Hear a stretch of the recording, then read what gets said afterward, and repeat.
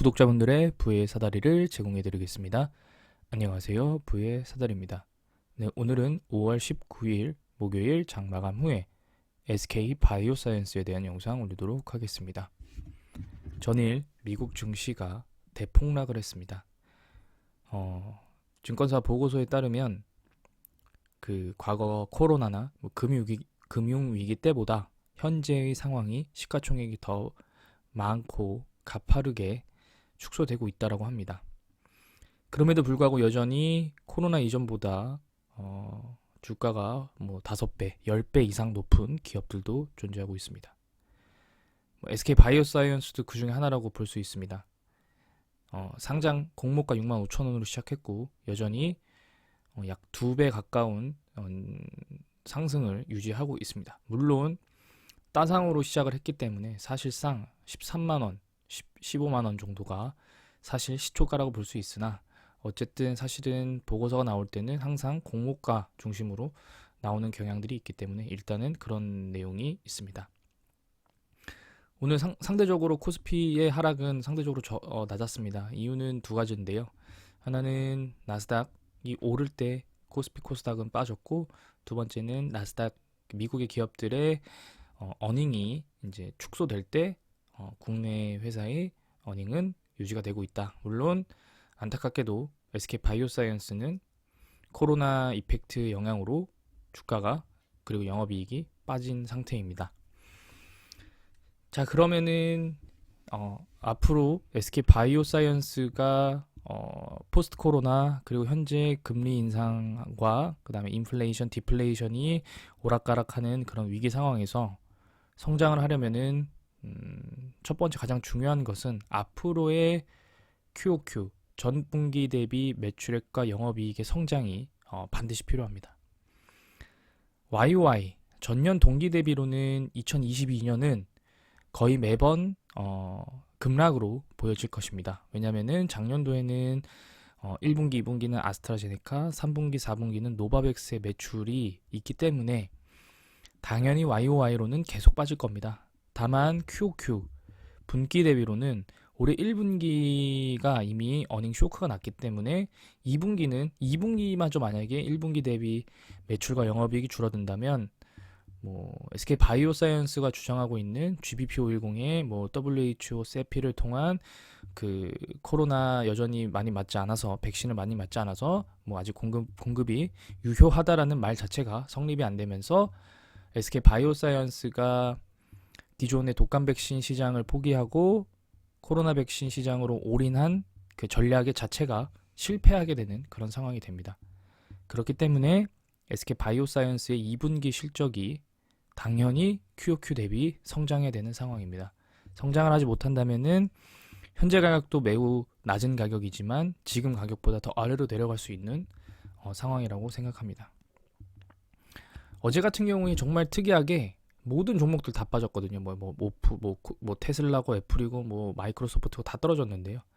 노바백스는 2%로 0.3% 종가 마감했습니다. 상승 마감. 신기하죠? 네. 일단은 노바백스는 6월에 FDA에서 승인을 지금 자신한다 라고 얘기가 되면서 아무래도 이런 내용들이 좀 있다 보니까 물론 SK 바이오사이언스도 노바백스가 만약에 6월에 FDA 승인이 되면 같이 뛸 겁니다. 네, 다만 그 노바백스 FDA 사용 승인과 SK 바이오사이언스는 연관성이 이제 점점점 벌어지고 있습니다. 아무래도 위탁 생산보다는 자체 백신 개발과 생산에 좀 더 포커스를 당연히 둘 거기 때문에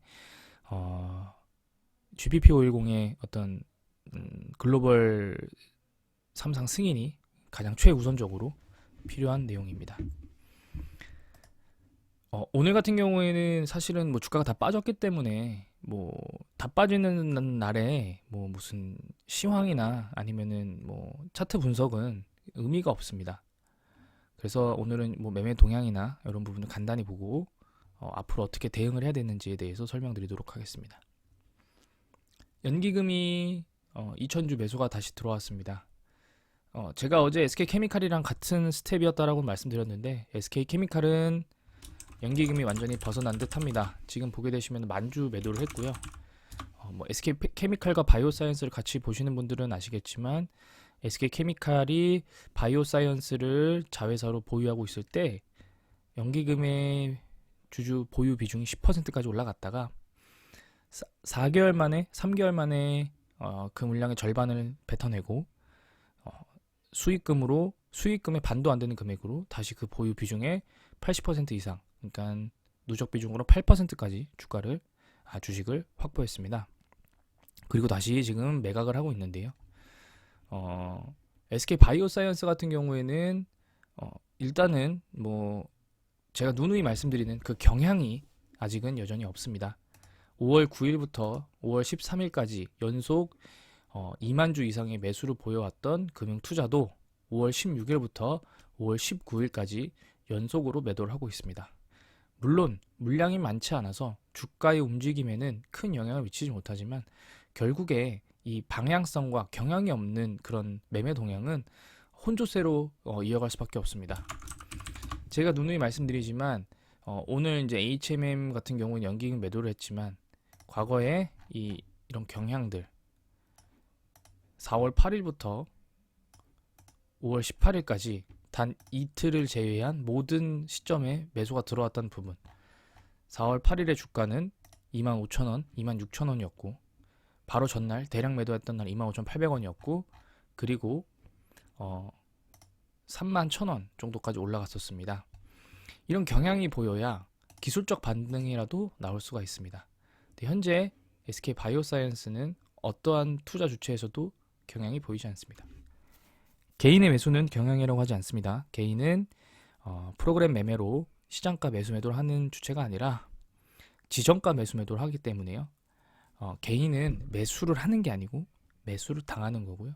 매도를 하는 게 아니고 매도를 당하는 겁니다. 그렇기 때문에 개인의 매수는 고려하지 않겠습니다.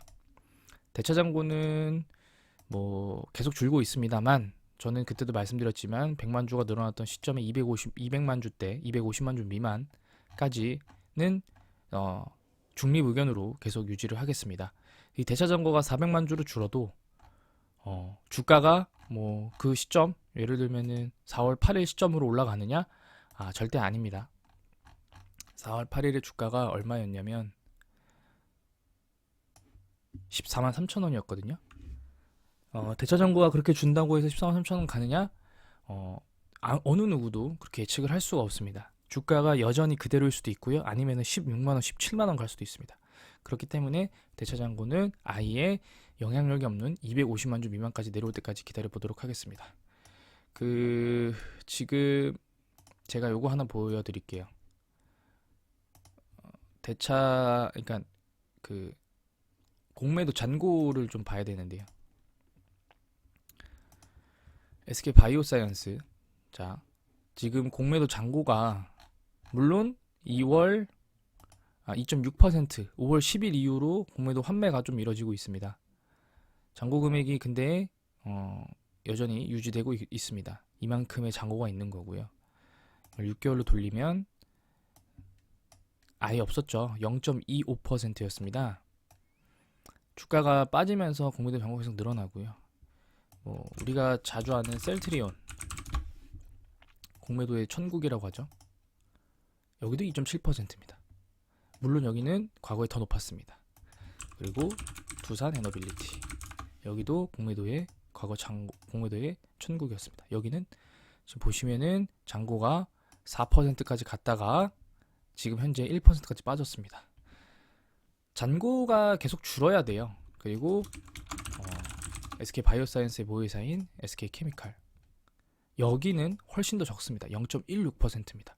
심지어 주가가 계속 빠지고 있거든요. 근데 잔고는 줄어들어요. 공매도는 계속 유지가 되고 있고 대차잔고도 늘어났다 줄었다 하지만 공매도로 환매하는 주체들이 늘어나고 있는 겁니다. 공매도 잔고가 줄어들어야 결국에 숏을 치는 사람들이 롱으로 전환한다는 뜻이거든요. SK 바이오사이언스 다시 한번 보고 공매도 쪽은 마무리 짓겠습니다.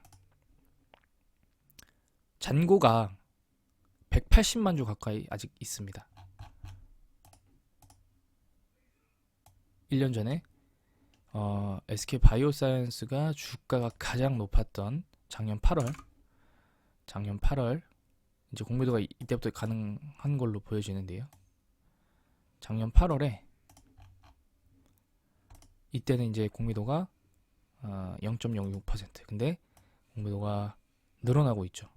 그래서 10만 주 미만 쭉쭉쭉쭉쭉 올라가다가 계속 40만 주, 70만 주 그러다가 2월 11일부터 2월 11일이 언제일까요? 2월 11일 이때부터 미친듯이 공매도가 늘어납니다. 2월 11일부터 잔고가 계속 늘어나죠. 그리고 현재까지 186만 주가 와 있습니다. 이런 상황이기 때문에 뭐 어떤 단기적인 그런 뭐 상승이나 하락으로 뭐 영원히 하락으로 내려간다 혹은 영원히 상승할 수 있다, 이런 내용을 섣불리 판단하기는 어렵습니다. 뭐 뉴스는 뭐 없습니다. 뭐 오늘 뭐 HK 이노엔이 백신 개발 중단했다고 합니다. 당연한 건데요. 우리나라는 전임상 때부터 주식을 투자합니다. 전임상 때는 거의 뭐 성공할 수가 없습니다. 사실은 SK 바이오사이언스가 이렇게 삼상을 승인한 삼상 성공한 것만으로도 대단한 업적이지만, 어쨌든 코로나19라는 거는 단발성으로 나왔던 부분이고, 그렇기 때문에 현재 지금 생각보다 많은 빛을 못 보고 있지만, HK이노엔 백신 개발 중단한다고 어떤 뭐 바이오 투심이 빠졌다라고 보기에는 좀 어렵습니다. 일단은 대차 잔고도 줄어들고 있고, 그다음에 공매도는 오늘 25%나 나왔습니다. 그래서 공매도가 계속 나오고 있는 부분은 뭐 아무래도 이제 코로나19가 다시 창궐한다고 하더라도 어떤 공급망 측면에서의 어떤 공급망 부족으로 인한 물가 상승과 그 다음에 수요 측면에서 수요가 줄어들면서 어떤 그런 그런들이 겹친다고 한들, 이제는 코로나로 인한 재봉쇄가 어렵다라고 시장에서 판단을 하는 것 같지만, 결국에 그래서 제가 한 몇 달 전부터 SK 바이오사이언스는 콤보 백신, 코로나19와 기존의 4가 백신을 합성한 5가 백신이 빨리 나와야 한다. 그러면은 사람들이 뭐 화이자, 모더나 백신 안 맞는다라고 하는 게 아니고, 이제는 안정적이라고 하니까 기존의 독감 백신과 함께 합쳐진 코로나 백신 같이 맞겠다. 가격이 비싸더라도 그거 맞을 거거든요. 왜냐면은 코로나가 재감염되고 변이가 나오고 어쨌든 다시 걸린다는 내용들이 나오면, 코로나 감염된 사람들은 코로나가 그냥 일반 감기만큼은 아니다라는 걸 다들 알기 때문에 사람들이 어떤 그런 접종에 대한 수요가 나타날 수 있고, 그러면 SK 바이오사이언스의 어떤 탄탄한 매출로 당연히 이어질 수 있습니다. 일단은 오늘같이 좀 하락하고 시황이 좋지 않은 날에는 이 기업이 가야 되는 방향성과 그 가기 위한 조건들을 좀 설명을 드렸고요. 뭐 다행히 연저점을 갱신을 하진 않았지만, 결국에 금주에 12만 4천 원 위를 지켜주지 못한다라고 하면은 또다시 이런 모습 보여줄 수 있습니다. 그렇게 되면은 상장 후 최저점을 갱신할 가능성이 있기 때문에 내일 반드시 상승하기를 좀 바라보도록 하겠습니다. 네, 오늘 영상은 여기서 마치도록 하겠습니다. 시청해주셔서